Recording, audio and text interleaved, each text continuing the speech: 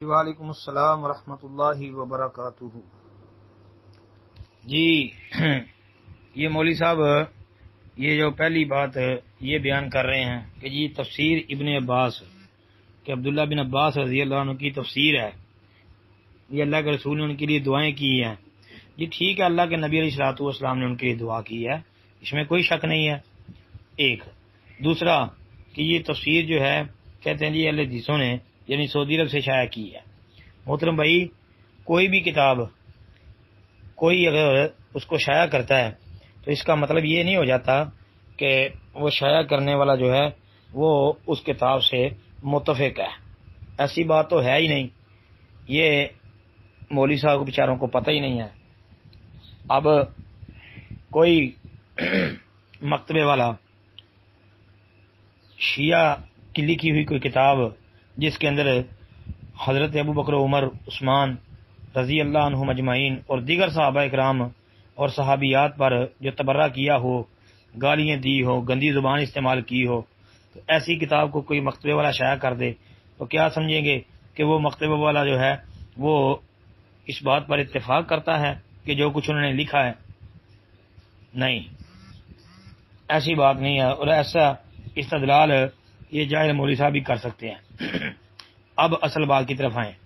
اصل بات جو مولوی صاحب بیان کر رہے ہیں جی اللہ دینا ہم فی صلاتہم خاشعون، اس آیت کریمہ کے تحت، اور وہ لوگ جو اپنی نمازوں میں خشوع اختیار کرتے ہیں نا، اس آیت کریمہ کے تحت جو بیان کر رہے ہیں جی عبداللہ بن عباس رضی اللہ عنہ نے فرمایا ولا يرفعون ایدیہم فی الصلاۃ، اور نماز میں اپنے ہاتھ نہیں اٹھاتے تھے، یہ والی اس سے ترک رفع الدین ثابت کر رہے ہیں۔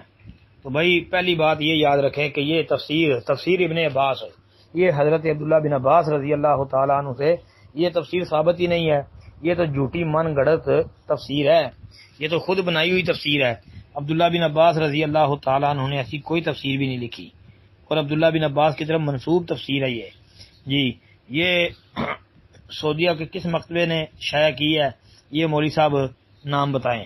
ایک یہ تو باقاعدہ ہمارے بھائی یہاں عام جو مکتبے ہیں، کتابوں والی دکانیں ہیں، ان سے مل جاتی ہے، یہ پاکستان کے اندر سے بھی شائع ہوئی ہے تنویر المقباس کے نام سے، اور یہ ساری تفسیر جھوٹی ہے، من گھڑت ہے۔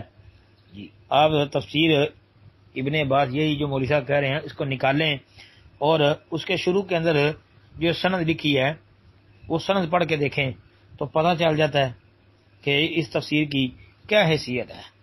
جی وہ سند پڑھیں گے تو آپ کو یہ الفاظ نظر آئیں گے سند کے، محمد بن مروان عن القلبی عن ابی صالح عن ابن عباس۔ اب اس کا جائزہ لیں تو پتہ چل جاتا ہے کہ محمد بن مروان السدی جو ہے یہ تو بھائی متروک الحدیث، کذاب اور ضعیف قسم کا آدمی تھا۔ امام بخاری رحمۃ اللہ علیہ نے اس کے اوپر شدید جرح کی ہے التاریخ الکبیر کے اندر۔ جی ایسے ہی امام ابو حاتم رحمۃ اللہ علیہ، امام نسائی، حافظ ابن حبان اور ابن نمیر، امام حیثمی، امام ذابی، حافظ ابن حجر اور دیگر محدثین جو ہیں انہوں نے اس راوی کے اوپر بڑی شدید قسم کی جرح کی ہے، کذاب، متروک اور متہم بالکذب، اور ایسے ہی یہ بھی کہا گیا ہے کہ اس کے ضعیف ہونے پر اجماع ہے۔ جی اس راوی کا مختصر حال یہ میں نے عرض کر دیا ہے، محمد بن مروان السدی، جی یہ ایسا آدمی تھا۔ اس کے علاوہ جو ہے سند میں دوسرا راوی وہ ہے جی محمد بن صاحب القلبی، بھائی یہ بھی جھوٹا کذاب آدمی تھا، جیسا کہ امام سلیمان التیمی رحمہ اللہ انہوں نے یہ بات کہی تھی کہ کوفہ میں 2 کذاب تھے، ان میں ایک قلبی۔ اس کے علاوہ امام جوزجانی، ابن معین، ابو حاتم اور دیگر محدثین نے اس پر بھی جو ہے شدید قسم کی جرح کی ہے، بلکہ امام ابو حاتم رحمۃ اللہ علیہ نے تو کہا ہے کہ اس کی حدیث کے متروک ہونے پر لوگوں کا اجماع ہے، اس کے ساتھ وقت ضائع نہ کیا جائے، اور وہ حدیث میں گیا گزرا ہے۔ یعنی اس کی حدیث میں کوئی حیثیت ہی نہیں ہے، یہ تو جھوٹا آدمی ہے، اور اس پر مکمل جرح جو ہے بہت زیادہ تفصیلی جرح ہمارے شیخ محدث العصر حافظ زبیر علی زئی رحمۃ اللہ علیہ انہوں نے بھی کر رکھی ہے۔ پھر بھائی اس میں تیسری علت وہ ہے جی کہ ان ابی صالح عن ابن عباس، یہ ابو صالح جو ہے، ابو صالح بدام، بھائی اس کے متعلق امام ابو حاتم، امام نسائی، بخاری اور دیگر محدثین نے اس پر بھی جرح کیا کہ یہ ضعیف راوی تھا، تو لہذا یہ تفسیر ہی بھائی جھوٹی ہے، اور علامہ سیوطی رحمۃ اللہ علیہ نے بھی اس تفسیر کو جھوٹا ہی قرار دیا ہے۔ ان کی کتاب ہے الاتقان فی علوم القرآن، جی جلد 2 صفحہ 416، وہ بھی پڑھ لیں۔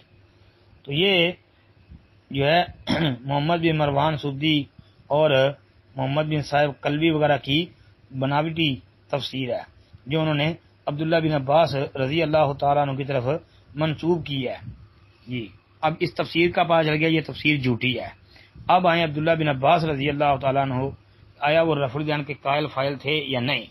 تو بھائی مصنف ابن ابی شیبہ کے اندر حسن سند کے ساتھ یہ روایت موجود ہے۔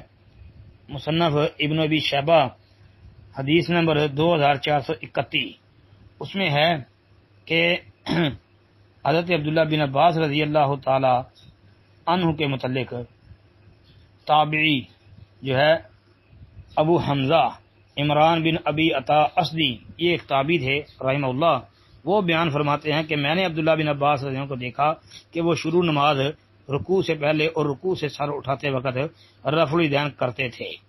تو اب دیکھیں ذرا کہ عبداللہ بن عباس رضی اللہ عنہ جی خود نماز شروع کرتے وقت، رکوع جاتے وقت، رکوع سے سر اٹھاتے وقت رفع الیدین کرتے ہیں، تو یہ روایت بھی ثابت ہے، حسن درجے کی ہے۔ اسی طرح امام بخاری رحمۃ اللہ علیہ کی جز الرفع الیدین کے اندر بھی صحیح سند کے ساتھ یہ بات موجود ہے کہ عبداللہ بن عباس رضی اللہ عنہ رفع الیدین کرتے تھے۔ تو بھائی یہ صحیح یا حسن سند والی روایت، اس کے مقابلے میں جھوٹی تفسیر کا سہارا لینا، یہ اس طرح کے ملا جاہل قسم کے جو ہیں یہ ان کا ہی کام ہے۔ السلام علیکم ورحمۃ اللہ۔